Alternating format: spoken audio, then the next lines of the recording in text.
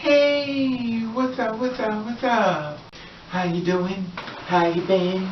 What's going on? What's good? All the getting in it. Somebody's getting it for you. What's going on, people? Woo, what's good, people? It is a day of another day of another week off. Monday. And it would have been said, what's good, people? Oh, I wasn't even going to do a video today. I was like, you know what, I'm over. I'm not going to do any videos because I didn't feel like up to it and stuff like that. And, and I'm always getting stuff to help encourage me. You never know where it's coming from. And, I was in the bed having one of my moments where, you just kind of push by so much positivity and, your reward is zero. Anyway, that being said, I want to talk in reference to a woman that I had no idea about. Maybe you knew about her. I didn't know. But in case you don't know, you're going to learn about her today. Anyway, her name is Lisa Taylor.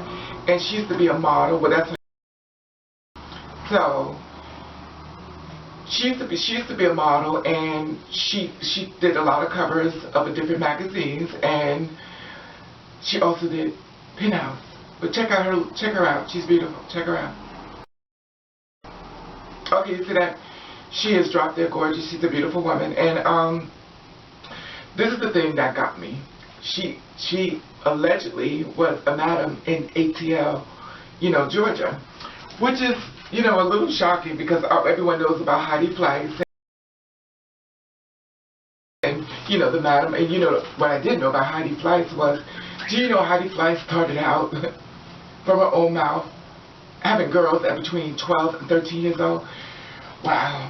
Anyway, listen, I don't know if nobody tells, so it is what it is. Listen. Anyway, okay. This is what happened. Now, she was running, allegedly, a brothel. Okay, this is the story. For years, Lisa's neighbors suspicion something was going on behind the closed doors of the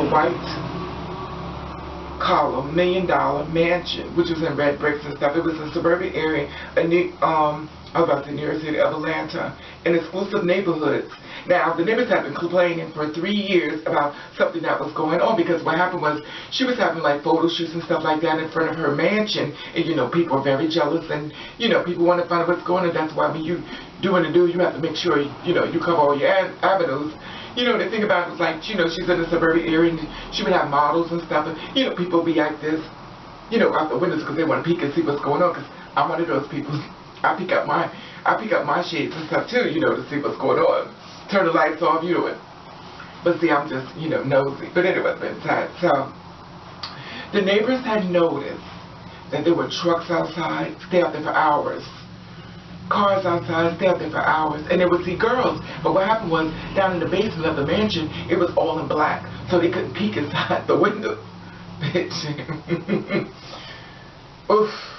Can I speak to you and say nosy? I mean, I thought I was nosy. But she clearly she knew that she was in a neighborhood full of nosy people. So she blacked out the, the basement windows, and, because evidently someone went down there peeking, trying to see inside, to see the models and all these girls that were coming in and out of the house, and they wanted to find out what was going on. So basically they say this is how nosy people are. And we're talking about the neighborhood of, suburban area of ATL. Now the thing was that, they would see girls in front of the windows and stuff like that, and they see girls in front of the mansion. To me, in order to see someone in somebody's mansion, you had to do, instead of you walking past, you be doing one of these walks. That's called the nosy bitch. I know that kind of girl because that's the kind of girl I am. Anyway, the man said, stick to the work. Okay, so what happened was, she was a lucrative webcam model. Allegedly, that she was doing, and she was doing webcam shows and stuff like that. You ever see those webcam shows, like, get paid for modeling in front of the camera, the webcam, you make money. But she used to be a stripper. Now the thing is that when the money stops coming in, you do what you got to do at the end of the day. It is what it is. It's about survival. And the sad part about it, the cops know about that. The cops know about the economy being bad, and when the economy goes bad, they know that the crime is going to go up. Anyway, that's sad. So she had a service and stuff, and if you want to take a picture with a centerfold model in reference to her webcam, you would pay between $300, and if you want to stay the whole day, it was almost like $10,000, which is, the service was sex, with centerfold model was $10,000 allegedly.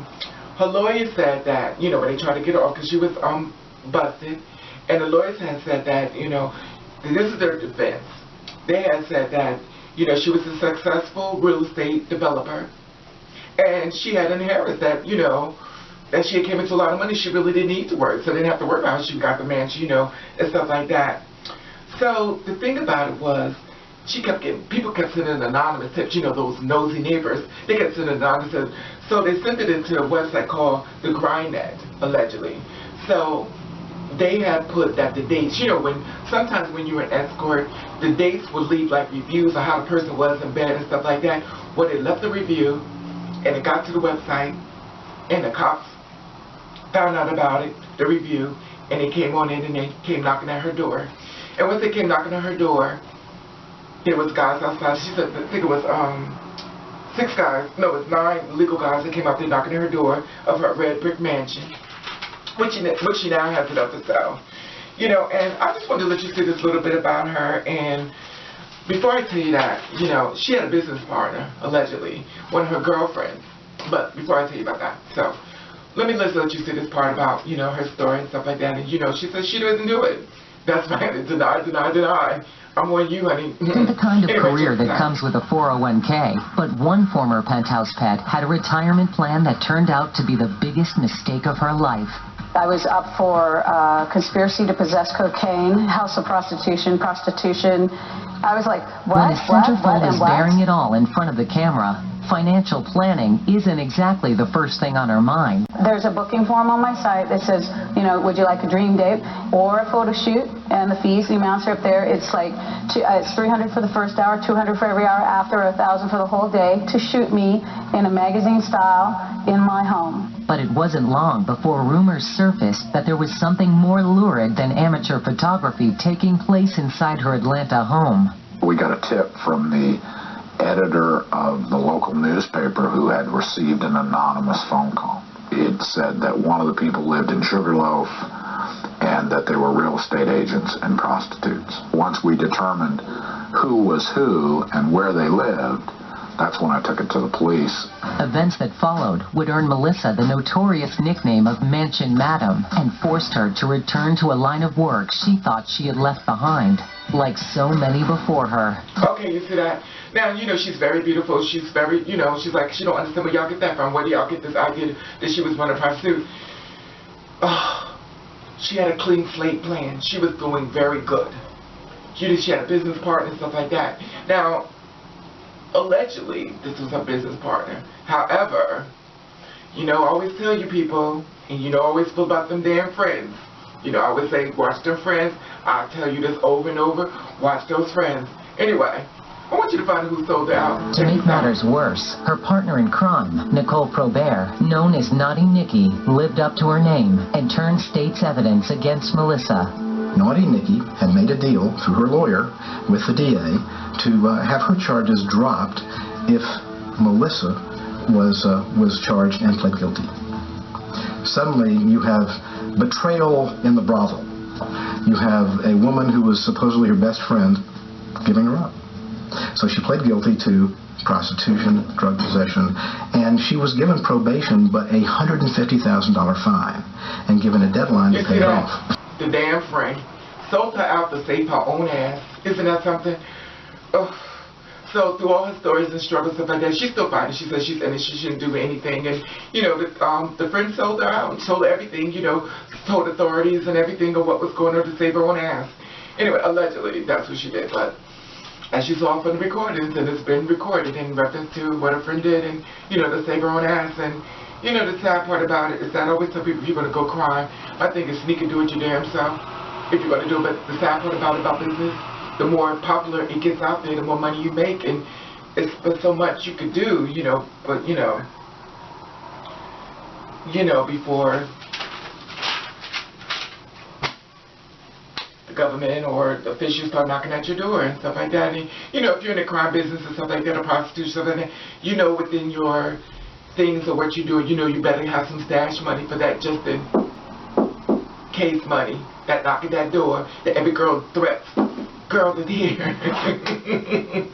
It's not funny, but it is what it is. And, you know, right now she's searching for a reality show, and she wants to do a reality TV in reference to her life, and they're going to probably do a documentary on her, stuff like that.